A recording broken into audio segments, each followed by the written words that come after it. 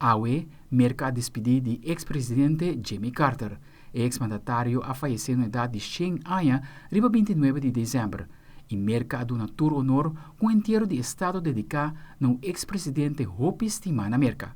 Seu último lugar de sosiego luta no estado de Georgia. Ivan Rodrigues de CNN tem o seguinte informe.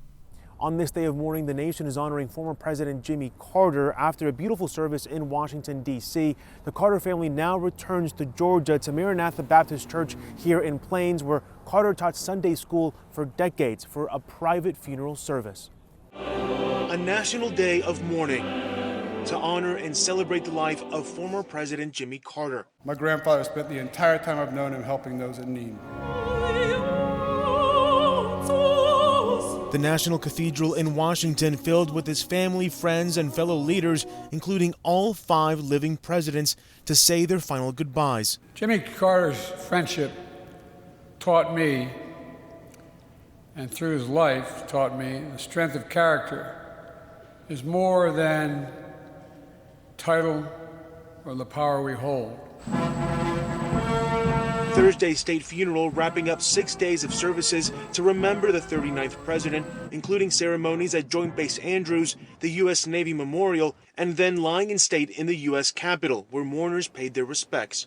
Carter is remembered for his remarkable service, a passionate humanitarian and a pioneer of human rights. Abroad, Jimmy Carter laid the building blocks for a better world.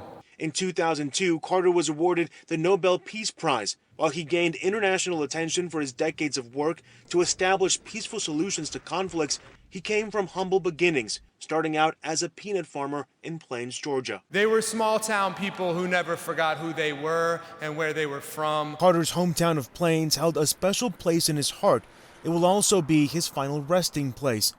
We're already seeing people gathering in the heart of Plains to catch a glimpse of Carter's motorcade, which will pass through here in just a matter of hours, and then it will travel to his residence where he will be buried. It's the same place his wife Rosalind was buried following her death. They were married for 77 years. In Plains, Georgia, I'm Ivan Rodriguez.